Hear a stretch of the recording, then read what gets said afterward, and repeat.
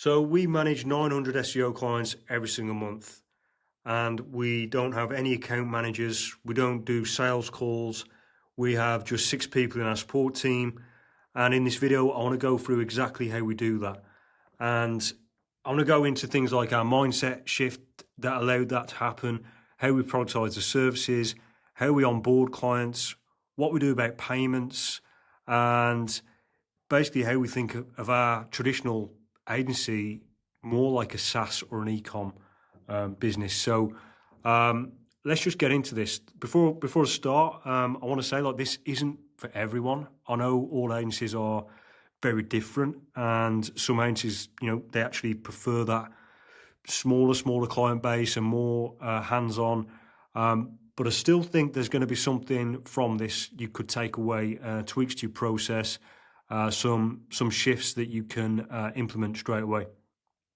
And I'm just going to show you what works for us and how it's scaled over the years. And yeah, let's just get started. So the first thing is the mindset shift. So before we started Fat Joe, we used to work in a traditional agency, and to onboard a client used to take weeks because we had the leads come in. They would be on sales calls. If the leads converted, then it would go to a account manager. The account manager might get the delivery team involved, and the delivery team would probably work on some kind of process or plan that would get signed off by the client, and then it would just take weeks before we could get started and start charging the client. And then the client would pay 30 days later, and it was just a mess. And to take on a new client was very resource heavy. It was very intense. So the mindset shift that we had really was, what if a traditional agency worked more like an e-com store or a SaaS? And what I mean by that is, when you look at like an e-com store like Gymshark, for example, when they take on a new client, let's just call it a client or customer. If someone buys a t-shirt, a new customer buys a t-shirt, people at Gymshark don't even know, like, they don't even care that John Smith has bought a t-shirt on Sunday at 3 p.m. They don't care. They don't know. Compare that to your traditional agency, and the traditional agency knows every single client's coming to the door because they can't take on more than a handful because it's so resource heavy with sales teams, account managers, delivery teams. They can't even take on that many clients. Not to mention the delivery at the other side of it, which, if you take on a lot of clients, the delivery is not possible. So yeah, what would it look like if a traditional agency worked more like an e-com store? And to do that, there's a few shifts that has to happen. There's a few changes in the way that you sell your services that has to happen. You can't just do that, with a traditional retainer. So I'm going to go into that now, and that is all about productizing services. So obviously, everyone knows what productizing a service means to some extent, but I think you can take your really complicated services and really, really productize them down, really narrow them down to the bare bones, or the process, or the essentials, and give a couple of options, a couple of different flavors of your service, and really detail them on the website, so that people can sign up with confidence, knowing exactly what it is. Going back to the Gymshark example again, when people go on the Gymshark website, they are buying a t-shirt or whatever. They know exactly what size it is, what color it is, what it looks like, how it looks like on someone else. They know when they're getting it. They can't do that with your service currently, or with a traditional agency service. Yet if you productize it and you said, look, in this service, you're getting this, and this. This is when you'll get the deliverables. If it's a monthly service, you'll get your report every X days. This means then there's no need for a call. There's no need for a sales call. I mean, you could offer sales calls. We do offer calls, but we don't really call them sales calls. They're just calls to our client success team, who will guide them to the right products and give them light advice on how to use the products. They're more like concierge than hard sales. But if you've got a web page that sells your product and details your product, exactly what they're getting, there's less need for the sales call. There's probably no needs. They can just click the button and onboard themselves. And we've done this with products that are £8,000, about around $10,000. So it's a limiting belief to think that you can't do this with with high ticket, mid ticket, low ticket. You can do it with any product if your website and your web page is giving them enough information, as in what they're getting, when they're getting it, social proof, examples.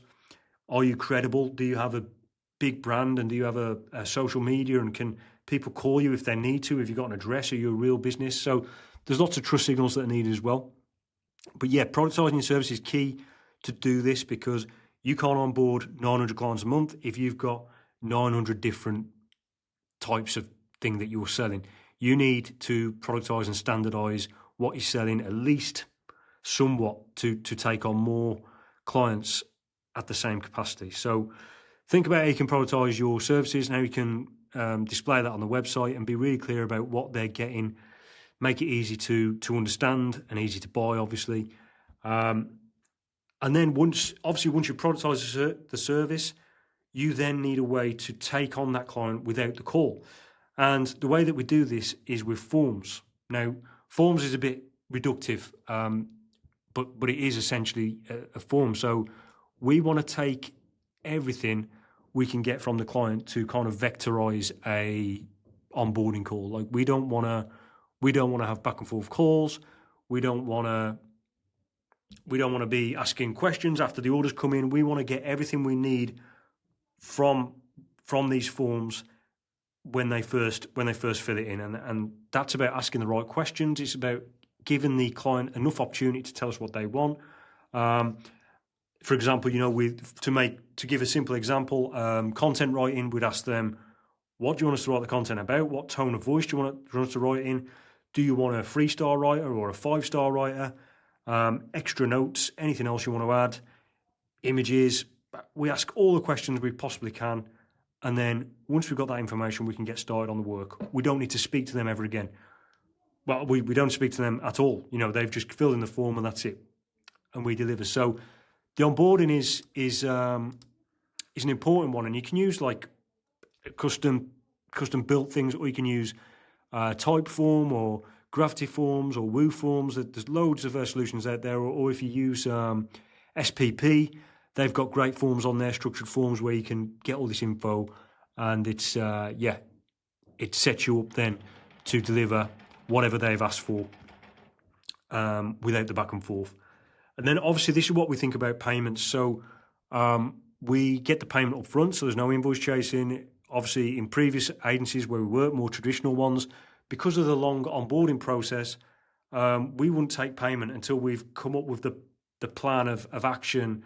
And we wouldn't take it until 30 days after the first, when they kick it off, and it would cause some cash flow headaches and things like that. But because we've productized our service, we want to think about ourselves like an e-com, like I said, or a SaaS.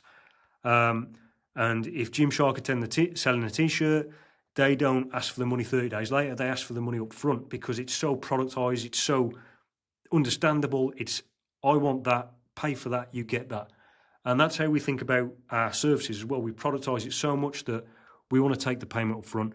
And I really recommend this for any agency. I know it's quite a hard shift, especially for traditional agencies that have been around quite a while and they're working with clients that they think they can't do this with. But you can do this with clients, and we've got clients that are public and had trouble with accepting this. But we just say the same thing to everyone. If you've got payment terms, fine. We don't start the work until the payment hits our bank. So they can take 30 days with the invoice, but we don't start the work until the payments hit the bank. So, I think you have to get strict with this, because you're not going to be able to take on 900 clients if you've got different invoice terms going all over the place and chasing invoices. It's just not going to work. So another thing about this is, meetings and support and human contact. We've toyed with the idea of account managers before, and we've toyed with the idea of like having some like human contact, but it's really not necessary in our model. I understand in some models it would be, but once you productize the service so much and you've got the deliverable so clear, There's no need then for any back and forth. There's no need for hand holding. We do, however, have, we have a phone number. People can book a call. We have people they can speak to about their order. Anyone in the support team, anyone in the client success team can find out anything about anyone's order and help any client. So we don't have the account manager side of this. Of course, I know that other agencies are different and they have different models, but with us not having account manager, it decentralizes our whole business. So if a business has got an account manager, if that person takes a week off on holiday, it's very hard for someone else then to get involved. So we're trying to create the environment where anyone can get involved in anyone's order, and we don't want clients to get tied to any one particular person in the business. So we completely decentralize. Again, e-com store, you've got a problem with your order, you haven't got an account manager, you speak to anyone at Gymshark and they'll be able to deal with your order. And that's the way, that's the direction we want to head with this, and that's the mindset shift we want to head with a productized agency. Obviously, it goes without saying, no meetings or anything like that. There's just no need. And yet, so we treat our business like a SaaS on the back end as well. So it's like an e-com on the front where people can order what they want and they understand it. But on the back end, we've got like so many automated processes, so many like processes that don't need humans to intervene. It doesn't need human contact for a lot of it. Once the order comes in, the system can direct the order to the right contractors and freelancers. The freelancers do the work, it goes back in the system, it goes to the next freelancer. So there is humans involved, but they're generally freelancers, vendors, trusted people that we work with that do their element of the work, and it goes to the next person. Now, we've had to custom build that over time, but we was doing it from a Google Sheet where multiple people were in a Google Sheet and doing their bit of the work. So you can do it just on a Google Sheet. Over time, we developed a more sophisticated system that facilitate a lot of our orders from start to finish.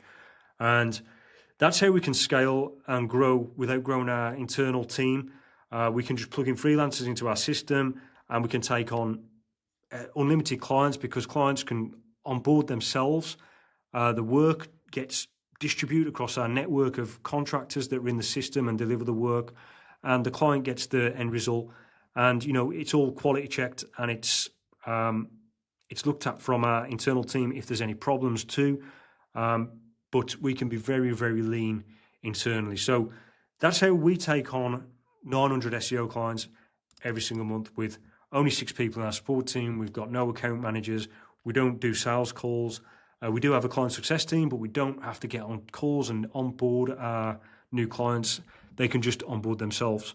So I hope that there's something in that you can take away. Let me know if you have any questions on that, and I'll see you on the next video.